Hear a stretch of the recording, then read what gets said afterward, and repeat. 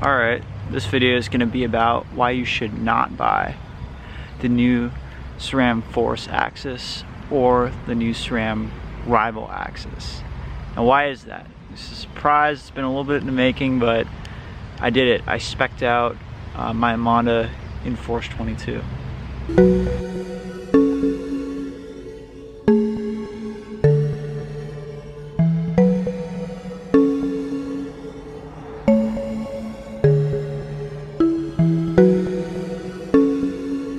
Now some people wonder, hey, why would you do that? I mean, that drivetrain was being made between like 2013 and 2018 and it's kind of done. Well, why'd you do it? And it's like, because for a few reasons. You can still get parts. It's lighter than even SRAM Red 10, which some people were saying SRAM Red 10 is the lightest drivetrain SRAM ever did. It's actually Red 22, and it just, oh my god, it ships so nicely. It just flutters through all the gears so fast, it's amazing. But despite all this, we're still taking a look at the new SRAM Force AXS and the new SRAM Rival AXS. Now, I was able to get my vegan hands on these on these new components, and look at these. And the new SRAM Force, it just looks like jewelry. Like it's so pretty and it's beautiful and it's sexy and it's new and it's great and it's so exciting. But the thing is, there's this flaw with it, which it's not necessarily a flaw unique to this drivetrain. It's just kind of a flaw that modern devices tend to have, and they're going down this path, which it might not be a big deal for some people, depending on like what you like and all this sort of stuff. But I want to debunk a few things, and I want to talk about this new drivetrain and why it's so exciting, and then also why you might not want to buy it, why you might want to go and get a SRAM Force 22 drivetrain, because this thing is actually a little bit lighter than even like the original like rim brake Red AXS drivetrain, and it's also a little bit lighter than the Red 10 drivetrain.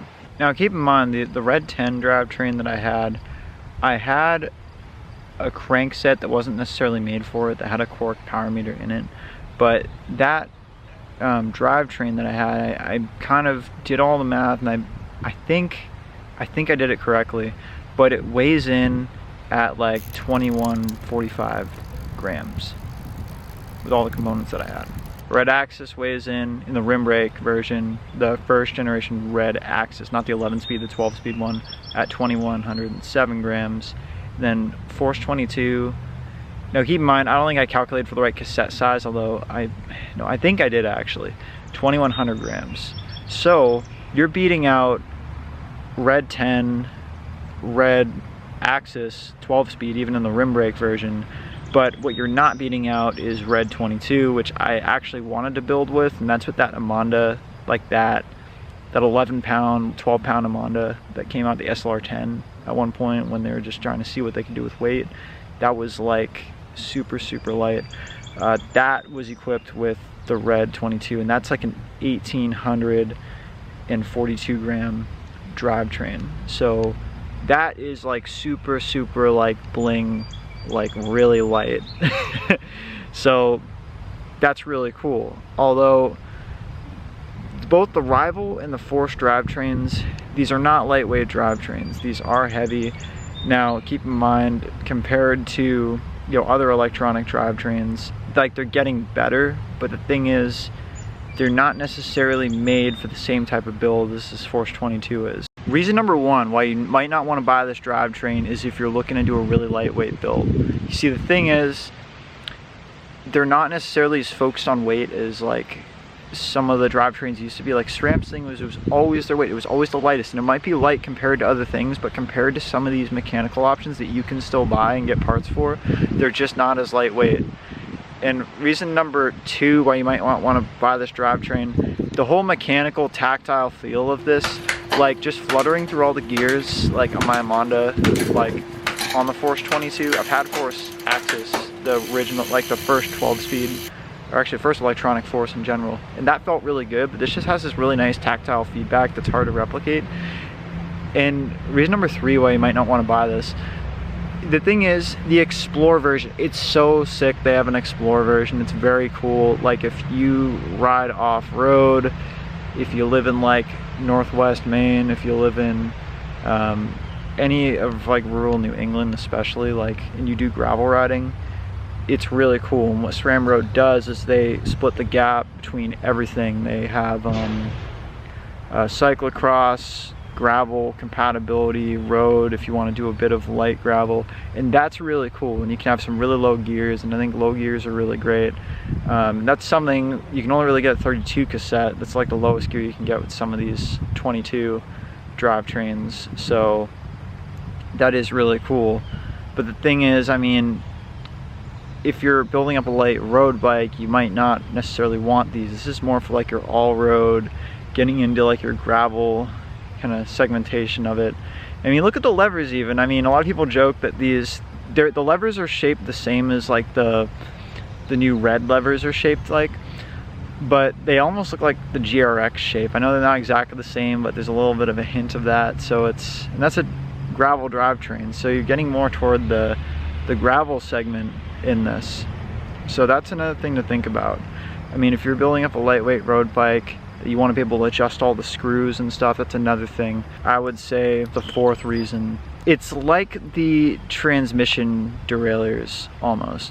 Like, you don't necessarily have as many adjustment screws. I believe on the transmission ones you don't have adjustment screws, and on this one it doesn't look like you do. For like the lower limit, upper limit, if you don't work on bikes you might not know this stuff, but if you do your own bike builds and you want to tune your bikes, this is stuff you might not have to worry about. But it's always just nice to have like kind of a mechanical fail-safe type option for your components. And with some of these electronic things, it seems like, you know, it's getting into a bigger problem, or it may not be a problem for you, but here, let me explain. You'll understand what I'm saying. So I have an iPad, and I was walking kind of up the street, and I got distracted and I dropped it basically. And I dropped it on the ground. This is a great example. It just happened to me the other day. Unfortunately, I was pretty sad. And I had a case and a screen protector on this iPad, but it still cracked like under the screen. And I wasn't expecting much when I went to do this, but I went to the Apple store and I talked to them. They're like, oh yeah, like we can fix that for you, but it's just gonna be like a complete unit swap, and it'll be like $800, and it's like an older iPad. So I'm like, all right, I'm not gonna do that. And I think there's a kit I can buy online to fix this, but like that was my experience, right? And the reason I'm bringing this up is with these derailleurs, it almost just seems like a completely enclosed electronic device sort of system. So if the motor ever dies or anything ever goes wrong with this derailleur, which it probably won't, that's the other side to this. Most of the time this stuff is setting forget it, which is really good. But if something ever goes wrong with it, you're just kind of roped into like calling SRAM or dealing with like a bike shop, which will most likely just get you a new unit anyways, and there's not really any serviceability or anything like that, or opportunities to maybe have third-party companies that crop up and make components to tune the components you already have. Like with the SRAM Force 22 I have, I think there's actually a company that makes a kit where you can convert it to a 12 speed, so you can have enough clicks in it to go through 12 different gears. But it's like with this derailleur, there's not really that possibility because it's just an enclosed electronic device. So if anything goes wrong with it, you know, you're just either buying another one, or you have to call SRAM, or you have to deal with just all these people.